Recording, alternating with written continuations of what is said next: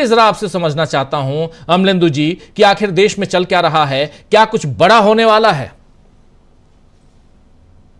राजीव जी, लगता तो निश्चित तौर पे यही है कि देश में कुछ बड़ा होने वाला है। और जिस तरीके के सियासी हलचल चल रही है बिहार में, उत्तर प्रदेश में और महाराष्ट्र में, राजीव जी इसमें महाराष्ट्र को भी जोड़ लिया जाए, वहां भी जो हलचल चल रही है और अंतर्राष्ट्रीय फलक पर जो हलचल चल रही है, इससे साफ दिखाई पड़ता है कि कुछ ना कुछ तो बड़ा होने वाला है। एक तो राजीव जी, जिस तरीके से रेसिप्रोकल टैरिफ का मामला बढ़ता जा रहा है, ट्रंप लगातार धमकी दे रहे हैं और हमारे प्रधानमंत्री की तरफ से एक शब्द जो है उसके लिए नहीं निकल रहा है उसके खिलाफ, तो इसको लेकर की भी देश में बहुत सारी बातें चल रही हैं कि ये प्रधानमंत्री आखिर खामोश क्यों हैं और ट्रंप का जवाब कोई क्यों नहीं दे पा रहे हैं। तो इसको लेकर ये सरकार लगातार घिरी हुई है कि किस तरीके से छोटे छोटे देश जो हैं वो अपनी शर्तें ट्रंप के सामने रख रहे हैं और ट्रंप को तुर्की व तुर्की जवाब दे रहे हैं और ट्रंप पीछे हट भी रहे हैं और लोग के सामने, लेकिन हमारे प्रधानमंत्री अपने 56 इंच का सीना नहीं दिखा पा रहे हैं। दूसरा राजीव जी, आज बिहार में जिस तरीके से हुआ, जो प्रेस कॉन्फ्रेंस हुई तेजस्वी यादव की, और उसमें उन्होंने आरक्षण को लेकर जिस तरीके से बातें कही, वो सीधा सीधा प्रहार जो है वो नीतीश कुमार के ऊपर है कि नीतीश कुमार किस तरीके से भारतीय जनता पार्टी के साथ जाकर जिस राजनीति की नीतीश कुमार बात करते थे उस राजनीति को भूल चुके हैं और एक तरीके से उन्होंने आरक्षण चोर तक जो है वो इन सबको कह दिया, पूरे एनडीए को, कि आरक्षण चोर है ये सब। तो ये जो तेजस्वी ने आज हमला बोला है राजीव जी, और इस समय बोला है कि जब मोहन भागवत जो है वो बिहार में मौजूद है और मोहन भागवत बता रहे हैं कि अब बुरे दिन जो है जाने वाले हैं और अच्छे दिन आने वाले हैं। हालांकि शब्द का इस्तेमाल नहीं किया उन्होंने, अच्छे दिन आने वाले हैं, वरना तो मोदी जी से सवाल पूछे जाने लगते कि अच्छे दिन का क्या हुआ भाई, जो 11 साल पहले आपने कहा था कि अच्छे दिन आने वाले हैं, लेकिन बाद मोहन भागवत ने वही कही है कि अच्छे दिन आने वाले हैं। तो अब मोहन भागवत के कौन से अच्छे दिन आने वाले हैं, क्योंकि उनका है कि 2 दिन जो है वो खत्म होने वाले हैं, दुर्भाग्य के दिन खत्म होने वाले हैं। तो भाई बिहार का अब तक क्या दुर्भाग्य था? अगर बिहार में अभी तक दुर्भाग्य था तो भारतीय जनता पार्टी पिछले 19 साल से इस दुर्भाग्य में साथ क्यों दे रही थी? वहां भागवत से सवाल तो बनता है कि भागवत जी ये बताइए कि आपकी भारतीय जनता पार्टी, जिसके आप प्रमुख हैं, जो आपके राजनीतिक फ्रंट है भारतीय जनता पार्टी, वो 19 साल से इस दुर्भाग्य को क्यों बढ़ावा दे रही थी, इस दुर्भाग्य में क्यों भागीदार बनी हुई थी? तो अगर बिहार का कोई दुर्भाग्य था तो इस दुर्भाग्य की जिम्मेदार भारतीय जनता पार्टी है। या तो राजीव जी मोदी जी और भागवत जी के बीच में कुछ ज्यादा छिड़ गई है कि अब भागवत जी जाकर बिहार में बता रहे हैं कि भारतीय जनता पार्टी जो वो दुर्भाग्य के साथ थी,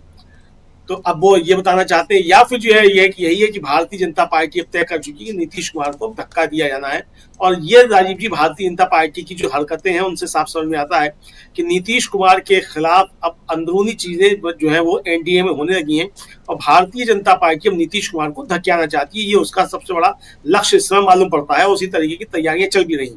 भागवत जी के बयान हो चाहे तमाम बाबा जो बिहार में पहुंच गए हैं, वो सब जो कर रहे हैं वो नीतीश कुमार के लिए ही नया सिरदर्द पैदा कर रहे हैं। तो नीतीश कुमार अब इनसे कैसे बाबाओं से निपटते हैं और किस तरीके से मोहन भागवत से निपटते हैं और किस तरीके से बीजेपी से निपटते हैं। फिलहाल तो वो उनकी जो वीडियोस वायरल हो रही सब, कभी किसी के पैर छूने लगते हैं, कभी किसी के पैर छूने लगते हैं। तो क्या इस स्थिति में नीतीश कुमार पहुंच गए हैं कि पैर छूकर ही मुख्यमंत्री बनना चाहते हैं? इसका मतलब क्या नीतीश कुमार ने खुद जो हार मान ली है कि अब वो मुख्यमंत्री बनने के लायक नहीं रहे या उनके पास उनकी क्षमता नहीं रही? ये सवाल भी नीतीश कुमार के ऊपर राजीव जी उठ रहे हैं।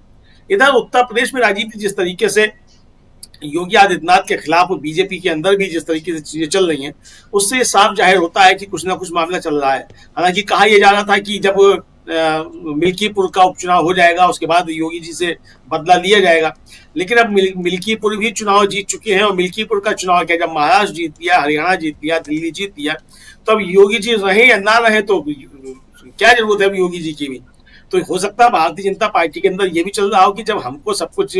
चुनाव आयोग के जरिए कर ही लेना है तो योगी जी की भी जरूरत क्या है, कुछ ना कुछ कर लिया जाएगा। कोई केशव प्रसाद मौर्य या कोई और कोई भी जो है एक बैठा दिए जाएंगे, चलता रहेगा।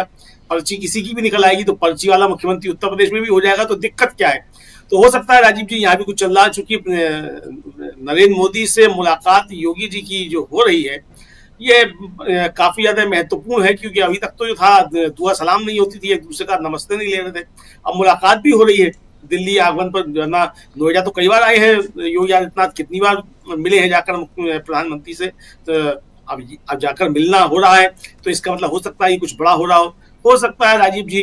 होली पे जो है कुछ ना कुछ बिहार और उत्तर प्रदेश दोनों में बड़ा हो जाए। इस तरीके की संभावनाएं जो बताई जा रही हैं, जो चर्चा चल रही है, तो हो सकता है कि होली पर जो है वो कुछ रंग गुलाल जो है वो उत्तर प्रदेश में भी छिड़क दिया जाए मोदी जी की तरफ से, ऐसा भी हो सकता है राजीव जी। जी, बहुत कुछ हो सकता है। होली की बात आप कर रहे हैं, बढ़िया है। होली अभी अगले सप्ताह है, लेकिन उससे पहले इधर संसद का सत्र भी शुरू हो रहा है अगेन, मतलब दूसरा फेज उसका, बजट सत्र का। लेकिन उससे पहले बिहार में जो कुछ हो रहा है और एक साथ इतने बाबाओं को पूर्ण है, बहुत इंपॉर्टेंट है कि इस देश की और खासकर जो बिहार और उत्तर प्रदेश की सियासत है उसका असर बहुत ज़्यादा पड़ने वाला है आने वाले समय में। और बिहार के अलावा वक्फ बोर्ड का मामला जब अगर आता है तो नीतीश बाबू भी और उधर दूसरी तरफ चंद्रबाबू नायडू भी, ये दोनों फंसे हुए नजर आते हैं। जरा आना चाहता हूं अमलेंदु उपाध्याय जी एक बार फिर आपके पास, और नीतीश कुमार की पार्टी के नेताओं से, नीतीश कुमार से भी, और उधर चंद्रबाबू की पार्टी टीडीपी उनके नेताओं उनसे भी वक्फ बोर्ड के लिए, मुस्लिम पर्सनल लॉ बोर्ड के जो नेता हैं वो उन लोगों ने बात की है और अपना विरोध जताया है। और चूंकि कल से अब पार्लियामेंट का सेशन शुरू हो रहा है, वक्फ विधेयक इसमें आना है और उसे पास कराने की कोशिश करेगी भाजपा। लेकिन यहां कैसे, कितना फंसी हुई यहां नजर आती है ये दोनों पार्टियां, जरा आपसे समझना चाहता हूं। और बहुत इंपॉर्टेंट इसलिए है क्योंकि अगर यहां दोनों पार्टियां नरेंद्र मोदी की सरकार का साथ देते हुए नजर आएंगी, जो अभी सरकार में है वो साथ देते हुए नजर आती हैं, तब आने वाले समय में, चलिए बिहार का चुनाव है, नीतीश बाबू के लिए वो कितना खतरनाक हो सकता है सरकार के साथ जाना। और अगर नहीं देते हैं, यानी नीति सरकार का साथ नहीं देते हैं, तब क्या होगा। यहां इधर और उधर वाली बात है, लेकिन बहुत ही एज पे है, तलवार की धार पे है, यह माना जाए। तलवार की धार पर है, खासतौर से नीतीश कुमार बहुत तलवार की धार पर है। चंद्रबाबू नायडू के लिए तो अभी खैर लंबा समय है, 4 साल से ज्यादा का समय है कि वहां जब चुनाव होने हैं, लेकिन नीतीश कुमार जी के लिए तो चुनाव हाल फिलहाल सामने ही है, बिल्कुल आंखों के सामने है।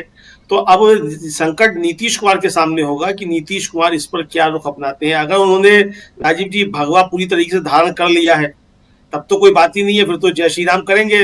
अपने नीतीश कुमार जी और भागवत कथा पढ़ेंगे, तो वक्फ बोर्ड के खिलाफ जाकर, मतलब उस पर सरकार के साथ में जाकर वोट करेंगे फिर और उसको पास कराएंगे।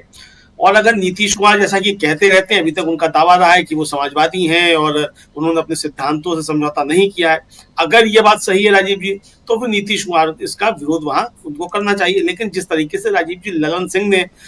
लोकसभा में खड़े होकर इस बिल के समर्थन में जिस तरीके से बातें कही थी, उससे बड़ा संकट महसूस होता है कि नीतीश कुमार की पार्टी इस मसले पर लोकसभा में एकजुट रह पाएगी कि नहीं रह पाएगी। ये राजीव जी मुझे लगता है कि भारतीय जनता पार्टी इस समय नीतीश कुमार को हर तरीके से तोलना भी चाहती है और तोड़ना भी चाहती है, दोनों काम करना चाहती है।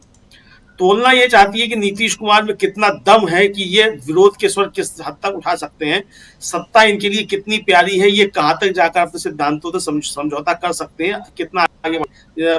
पढ़ सकते हैं। तो ये तो इस मामले में तो तोलना चाहती है। वक्फ बोर्ड पे नीतीश कुमार की तो जो है वो तुलाई हो जाएगी कि नीतीश कुमार जो कितने पानी में खड़े हुए हैं, जो अभी तक बात करते रहे। भाई इधर तो वक्फ बोर्ड का राजीव जी बिल लाया जा रहा था, उधर घोषणा की जा रही थी बिहार में कि वो मदरसे जो बनाए जाएंगे 200 नए, ये घोषणा की जा रही थी कि उसी समय बिल आने के बाद। तो यानी नीतीश कुमार ने उस समय अपनी जो थी वो बता दी थी कि किस तरीके से वो राजनीति वहां करना चाहते हैं बिहार में। लेकिन अब सवाल ये है कि जिस तरीके से विपक्ष के लोगों के जेपीसी में जो प्रत्यावेदन थे उनको अस्वीकार कर दिया गया, डिसेंट नोट्स नहीं दिए गए, उसमें बताया ही नहीं गया कि डिसेंट नोट्स हैं, और वो सीधे एक रिपोर्ट जो थी वो सौंप दी गई, पास कर दी गई। तो जाहिर सी बात है राजीव जी की नीतीश कुमार हो चाहे चंद्रबाबू नायडू हो, दोनों लोगों ने उसी में सरकार के उस बिल का समर्थन किया होगा, तभी हुआ है, वरना इनकी तरफ से भी कोई नहीं चाहिए थे प्रत्यावेदन। और इससे पहले राजीव जी वो जो दिल्ली में जलसा हुआ था तमाम मुस्लिम संगठनों का, और उसमें साफ तौर पर जो था वो चंद्रबाबू नायडू और नीतीश कुमार से कहा गया था, वो जो उनके चंद्रबाबू नायडू की पार्टी के एक अल्पसंख्यक मोर्चे के नेता थे, उनका बयान बहुत तेजी से वायरल हुआ था। तो अब इसमें सीधा सीधा सवाल जो है वो नीतीश कुमार और चंद्रबाबू नायडू से होगा, ये देखना होगा कि ये लोग अब कहाँ खड़े होते हैं। इधर राजीव जी जिस तरीके से चंद्रबाबू नायडू ने जो लड्डू के मसले को लेकर आंध्र में राजनीति करना शुरू की थी, तो ये समझ में आता है कि चंद्रबाबू नायडू भी अब शायद जो है वो जय श्री राम करने लगे हैं और या उसी तरफ की राजनीति करना चाहते हैं। हो सकता है इस तरफ तरह की राजनीति करना चाहते हो, लेकिन फिर उससे बैक हुए थे वो। लेकिन नीतीश कुमार के सामने सबसे बड़ा संकट जो है इस समय इस मसले पर नजर आता है। तो नीतीश कुमार को बीजेपी राजनीति इस मसले पर तोड़ना भी चाहती है, और तोड़ना इस तरीके से चाहती है कि अगर नीतीश कुमार ये तय करते हैं कि उनको इस के बिल के समर्थन में नहीं जाना है, तो देखना होगा कि नीतीश कुमार के कितने लोग इस बिल के विरोध में वोट करते हैं और कितने सरकार के पक्ष में वोट करते हैं। लेकिन ये होगा तभी जब नीतीश कुमार ये तय करेंगे कि उनकी पार्टी इस बिल का विरोध करेगी। अब देखना ये है कि नीतीश कुमार ये हिम्मत जुटा पाते हैं कि नहीं जुटा पाते हैं कि इसका विरोध किया जाए। तो नीतीश कुमार को बीजेपी ये तोड़ना चाहती है कि अगर इस बिल पर ये साथ रहते हैं नीतीश कुमार भारतीय जनता पार्टी के,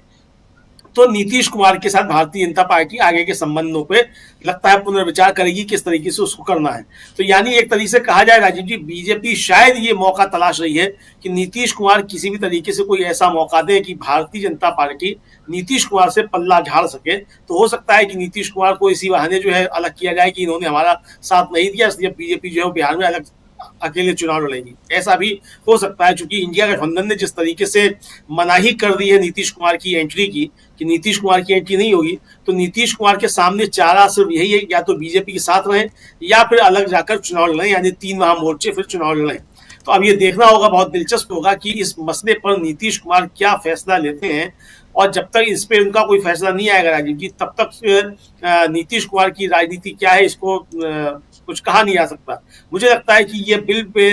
काफी कुछ निर्भर करेगा नीतीश कुमार की आगे की राजनीति, नीतीश कुमार के आगे का कदम और बीजेपी के भी आगे के कदम, कि नीतीश कुमार के साथ बीजेपी क्या शुरू करने जा रही है। जी जी, जरा आप